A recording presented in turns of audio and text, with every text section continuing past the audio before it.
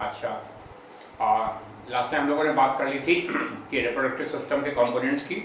Testis हो गई, वैसा एफ्रेंशिया हो गया, और ग्लैंड्स हो गई, एसोसिएटेड ग्लैंड्स हो गई, that is prostate gland and copper gland, और पूरा जेनिटल ट्रैक्ट का डिस्कशन हो गया था।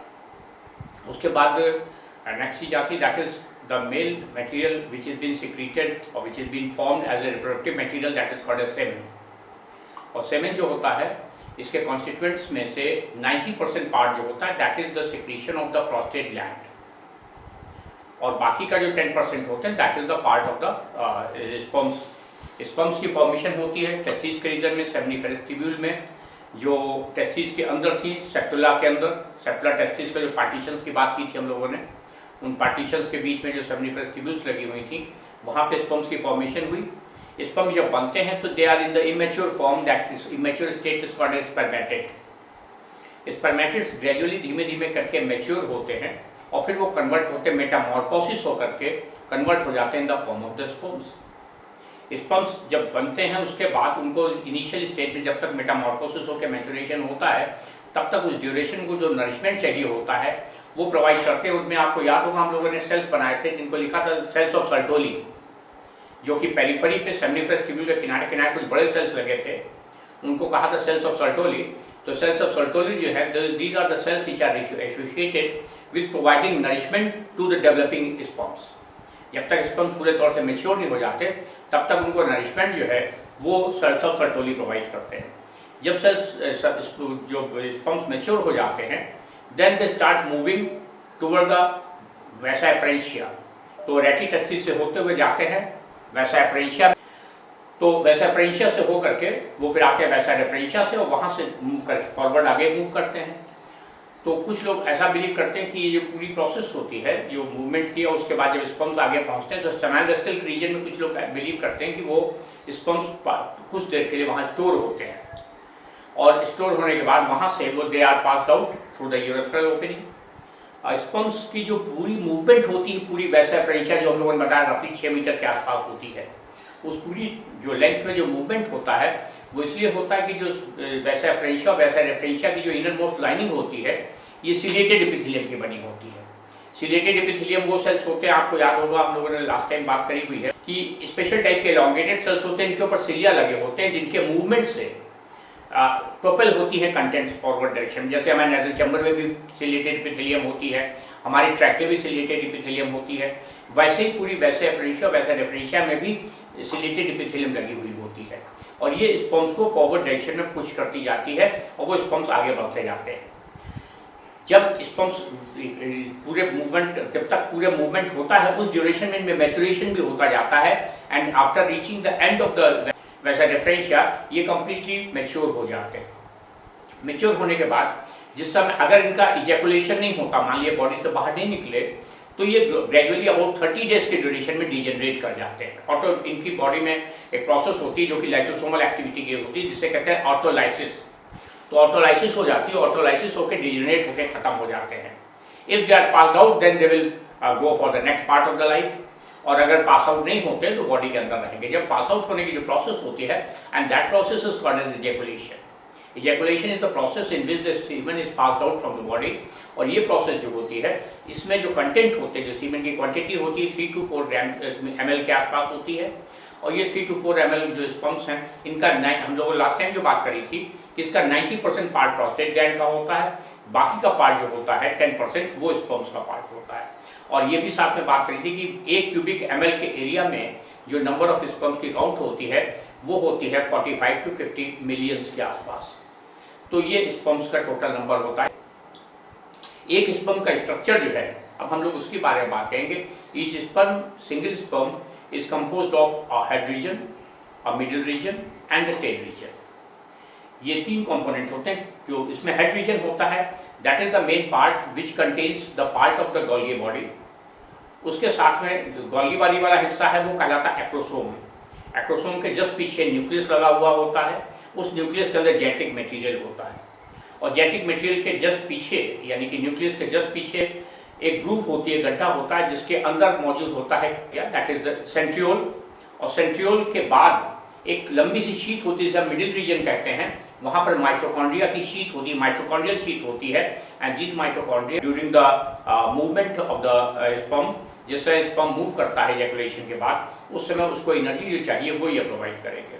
और टेल रीजन जो होता है that is the end part. इसमें एक सेंट्रल एक्सिस होती है, सेंट्रल कोर होती है, और उस सेंट्रल कोर जो कि टिपिकल सिलिया लाइक स्ट्रक्चर होता है, जिसमें 9+2 का ऑर्गेनाइजेशन होता है, और उसके साथ में जो है वो एक प्लाज्मा मेम्ब्रेन की शीट चढ़ी होती है। This is the tail which is motile, and this movement of the tail helps in movement of the sperms.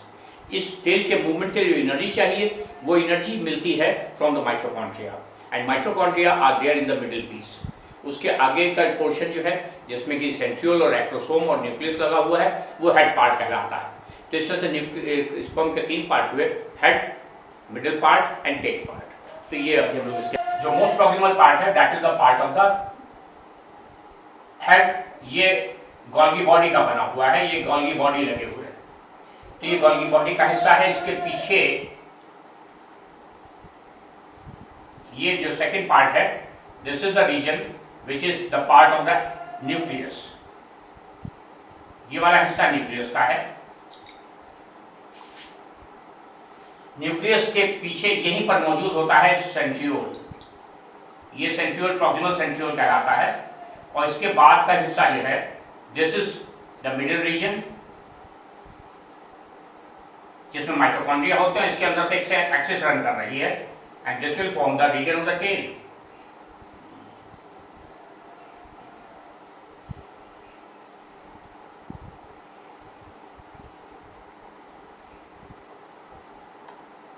और यहां पर ये लगे हुए हैं माइटोकॉन्ड्रिया।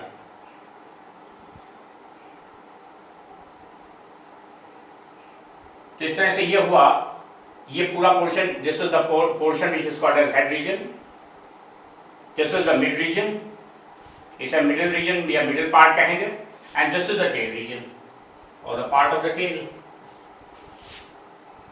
ये जो पोर्शन है ये वाला पार्ट है जहां जेनेटिक मटेरियल मौजूद है, यानी कि क्रोमोसोम्स मौजूद हैं, and this is the part which is called as male nucleus और न्यूक्लियस।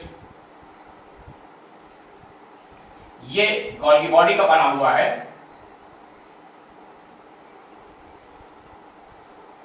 और ये एक्चुअली होता क्या है, इसे कहते हैं क्या हम लोग, इसे कहते हैं एक्ट्रोसोम।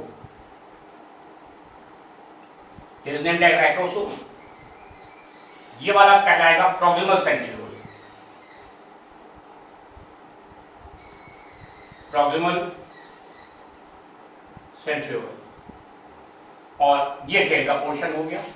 ये जो हेड रीजन है, गोल्गी बॉडी का रीजन है, Golgi body are capable of secreting certain enzymes, and those enzymes which are secreted from this part will facilitate the process of the penetration of the sperm in the ovum. Ovum में जिसमें penetration होता है तो उनके ovum की membrane जो होती है प्लाज्मा, उसको डाइजेस्ट करना पड़ता है, डिसॉल्व करना पड़ता है, डिजेनरेट करना पड़ता है।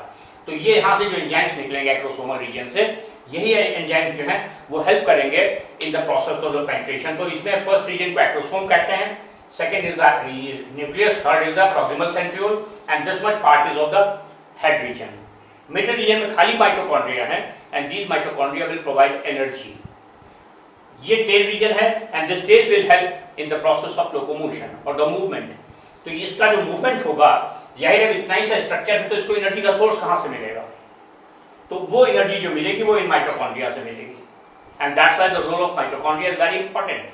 तो माइटोकॉन्ड्रिया सेंट्रियोल जो होता है, ये जब फर्टिलाइजेशन हो जाता है उसके बाद सेंट्रियोल का रोल इंपॉर्टेंट होता है, क्योंकि जो क्लीवेज की प्रोसेस शुरू होती है, जो जाइगोट में डिवीजन की प्रोसेस शुरू होती है, उसको इनिशिएट करने में इस वाले सेंट्रियोल का बहुत इंपॉर्टेंट रोल होता है।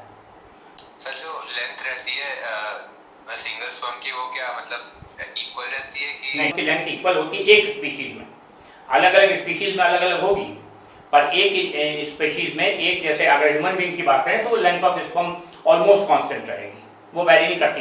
वेरिएशन होता है, जो वेरिएशन होता है that is because of the you can say the morphological difference of the sperms, और उसी के बेसिस पर क्या होता है कि स्पर्म्स की क्वालिटी डिफरेंशिएट की जाती है, क्वालिटी जो है वो बताई जाती है। जैसे कि कुछ लोगों के केस में क्या होता है, स्पर्म बहुत वीक और फ्रेजाइल होते हैं, तो उस केस में स्पर्म वीक होंगे तो जाहिर है कि they will not be able to move in the entire genital tract of the female, और जल्दी मर जाएंगे। कुछ केस में क्या होता है, स्पर्म जो है उनमें एक्टोसोमल पार्ट वीक होता है। तो ऐसे केसेस में जो बायोलॉजिकली जो हम लोग कहते हैं स्टेरिलिटी कंडीशन जो जनरेट होती हैं, they may be because of the anatomical or the structural disorders of the sperms. तो नॉर्मल केस में स्पर्म्स का साइज और शेप सेम रहेगी, पर ये नहीं है कि बिल्कुल हार्ड एंड फास्ट रूल है कि सब वही होगा। देयर में भी वेरिएशंस, और जब वेरिएशंस होते हैं तो एनोमलीज जनरेट होती हैं, और उन्हीं एनोमलीज की वजह से जो कंडीशन ऑफ स्टेरिलिटी जनरेट होती है, they are related with the anomaly of the sperms. Structure की जब वेरिएशंस होते हैं तो उसकी वजह से कोई स्पर्म छोटा है, कोई वीक है, कोई किसी का हेड प्रॉपर्ली फॉर्म नहीं हुआ, किसी का टेल। ये जो मैच्योरेशन की फेज होती है जिसमें मेटामॉर्फोसिस होकर स्पर्मेटेड से स्पर्म बनता है, उस समय या बॉडी में न्यूट्रिशनल वैल्यू की वजह से या डिफरेंट अदर सपोर्टिंग फैक्टर्स आते हैं जिनकी वजह से स्पर्म्स में वेरिएशंस हो सकते हैं। बट नॉर्मल कंडीशन में, जैसे स्टैंडर्ड कंडीशन की अगर हम बात करें, तो size of the sperm and the shape of the sperm will remain same. इसके बाद आती है बात regarding the female reproductive system. Female reproductive system में हम लोग ऑलरेडी बात कर चुके थे कि फीमेल रिप्रोडक्टिव सिस्टम जो होता है, इसकी एक खास बात ये होती है कि जैसा कि ओवरी जो होती हैं, जो जैसे टेस्टिस स्क्रोटल सैक में थी, ओवरीज स्क्रोटल सैक में नहीं होती, they are there in the abdomen, क्योंकि ये इनमें जो ओवोजेनेसिस की प्रोसेस होती है ये रिलेटिवली हाई टेम्परेचर पर पॉसिबल है। इसीलिए ओवरीज जो हैं उनके केस में उनका स्क्रोटल सैक या बॉडी से बाहर आना जरूरी नहीं, बॉडी के अंदर ही रहते हैं। जब ओवरीज अंदर है तो जाहिर उससे एसोसिएटेड स्ट्रक्चर भी बॉडी के अंदर ही प्रेजेंट होंगे। जैसे मेल के केस में था कि एसोसिएटेड स्ट्रक्चर जो टेस्टिस और वैसा एफरेंशिया, वैसा रेफरेंशिया वगैरह सब स्क्रोटल सैक में थे, पर यहाँ ऐसा नहीं है। यहाँ ओवरी की तरह से ओवरी के साथ साथ बाकी के सपोर्टिंग स्ट्रक्चर भी बॉडी के अंदर ही प्रेजेंट होंगे। ओवरी जो होती है ये actually in the case of the human beings, ये फ्यूजन ऑफ टू एक्चुअली होता क्या, जो प्रिमिटिव एनिमल्स होते हैं इनमें यूट्रस का नंबर जो होता है ये मोर देन 1 हो सकता है, और यूजुअली ये 2 या 2 से ज्यादा होते हैं, पर नॉर्मली 2 होते हैं। और जैसे जैसे इवोल्यूशन की प्रोसेस होती है एनिमल्स में, वैसे से यूट्रसेस फ्यूज कर जाते हैं, और फ्यूज होकर के ये फिर एक सिंगल स्ट्रक्चर बना लेते हैं।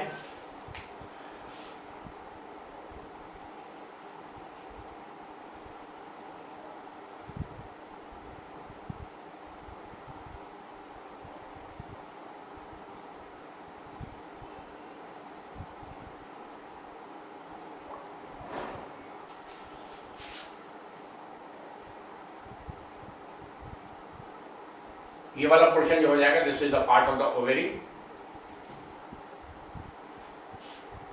ये वाला पोर्शन जो है पूरा ये रिप्रोडक्टिव सिस्टम पार्ट है। उस सिस्टम में से जो सबसे ऊपर का पार्ट होता है, it is actually a funnel like structure. एक फनल शेप स्ट्रक्चर होता है जिसके आगे कुछ फिंगर लाइक प्रोजेक्शंस लगे हुए होते हैं। तो ये जो फिंगर लाइक प्रोजेक्शंस होते हैं, अगर मैग्नीफाइड व्यू में देखें तो ये उस तरीके से दिखाई देंगे।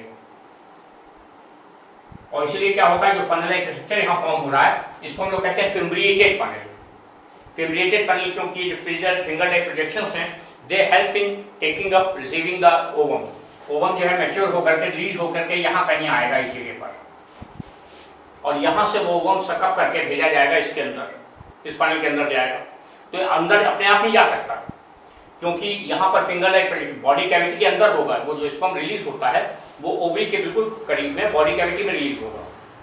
बॉडी कैविटी मीन्स ये जो यहाँ से यहाँ तक का पोर्शन है, इस बीच में जो वहाँ पे ओवरी के सराउंडिंग एरिया में सैक बनता है, यहाँ पर रिलीज होगा, और वहाँ से ये जो फिंगर लाइक प्रोजेक्शन से ये लगातार मूव करते रहते हैं। तो ये मूव करके इस ओवा को सकअप करके ले जाएंगे यहाँ पर। तो ये पहला पोर्शन जो है, this is called as fimbriated funnel.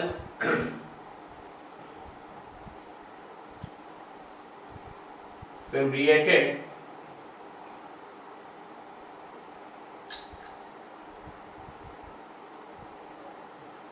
Funnel. और फिम्ब्रिएटेड फनल के बाद का जो पोर्शन है, this is called as oviduct. Oviduct ये भी कह सकते हैं, ओविडक्ट ये वाला पोर्शन भी। इसके बाद का पार्ट जो है, दिस इज नेम्ड एज, ये नाम इंपॉर्टेंट है, फैलोपियन ट्यूब। तो फैलोपियन ट्यूब, और इसके बाद फिर जो पोर्शन आता है ये होता है यूटेरस।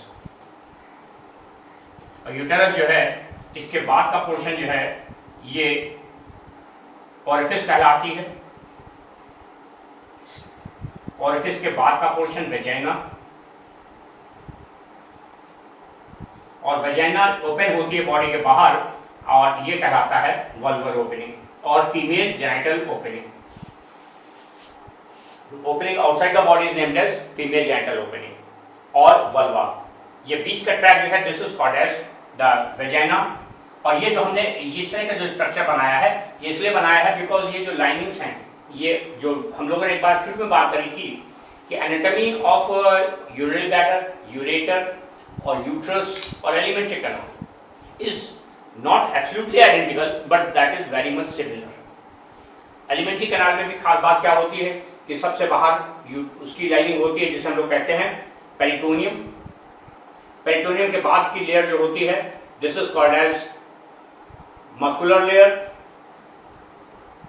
ये मस्कुलर लेयर होती है और मस्कुलर लेयर के अंदर की लेयर जो होती है वो क्या कहते हैं एलिमेंट्री कैनाल में, उसे हम लोग कहते हैं सबम्यूकोसा। तो इसके नीचे का ये वाला हिस्सा सबम्यूकोसा का पोर्शन होगा और उसके अंदर सबम्यूकोसा के अंदर क्या होता है बाहर की तरफ यानी toward the inner side that will be mucosa. Mucosa जो होगी वो इस शेप में होगी। एलिमेंट्री कैनाल में भी लगभग यही एलिमेंट होता है। इंटेस्टाइन के स्ट्रक्चर में यही होता है कि सबसे बाहर पेरिटोनियम, उसके बाद मस्कुलर लेयर, उसके बाद सबम्यूकोसा, उसके बाद म्यूकोसा। ये म्यूकोसा के जो सेल्स होते हैं ये स्पेशलाइज्ड सेल्स होते हैं।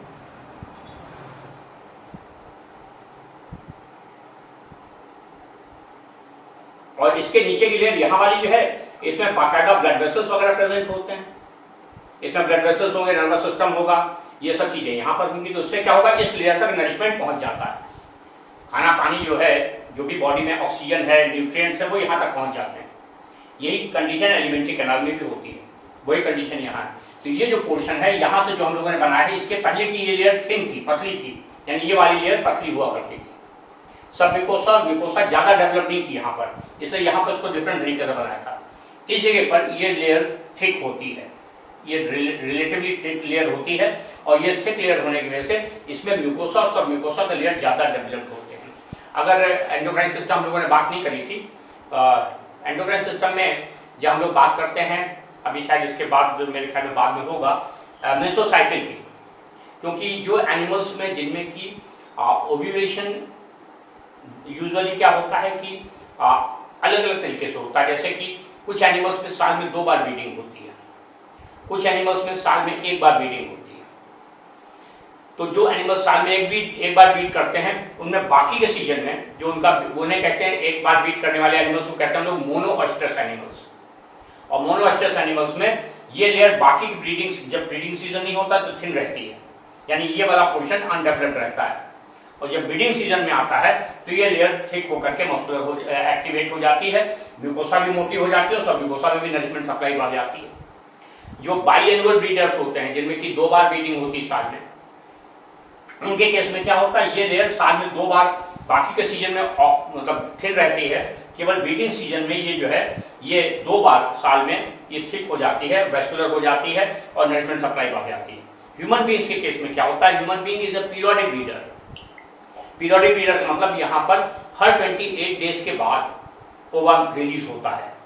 तो यहाँ पर पीरियोडिक ब्रीडर होने की वजह से क्या होता है कि यहाँ पर ये जो म्यूकोसा होती है ये हर 14 डेज तक थिक एक्टिवेटेड रहती है, फिर ओल्ड म्यूकोसा कास्ट ऑफ हो जाती है, रिमूवल हो जाता है उसका, क्योंकि अगर फर्टिलाइजेशन हो गया तब तो परसिस्ट करेगी, वो हम लोग आगे बात करेंगे। अगर फर्टिलाइजेशन नहीं होता तो पुरानी म्यूकोसा कास्ट ऑफ हो जाती है, रिमूव हो जाती है। एंड दैट जो the material which is been removed by damage of these 2 layers, ये सारा का सारा बॉडी से बाहर निकाल दिया जाता है और इस बॉडी से बाहर निकालने की प्रोसेस को हम लोग कहते हैं मेंस्ट्रुअल डिस्चार्ज।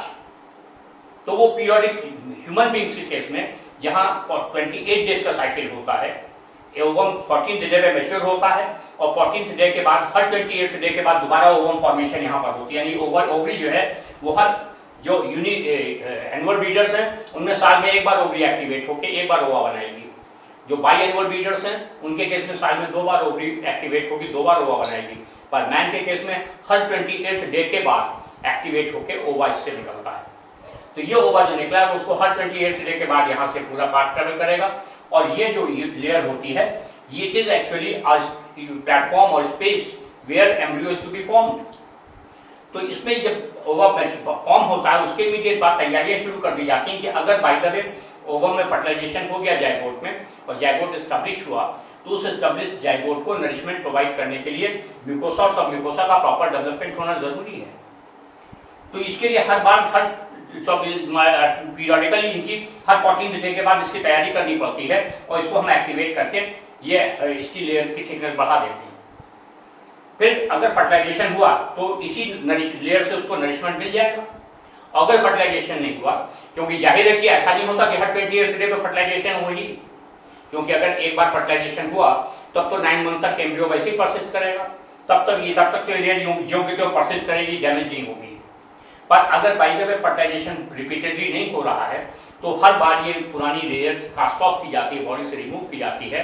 इसको डैमेज जब पुरानी, क्योंकि 28 डे के बाद दोबारा बनाना है, तो 14 डे के बाद ये पुरानी वाली जो म्यूकोसा और म्यूकोसा है इसको डैमेज करके बॉडी से निकाल देते हैं। And that is called as menstrual cycle.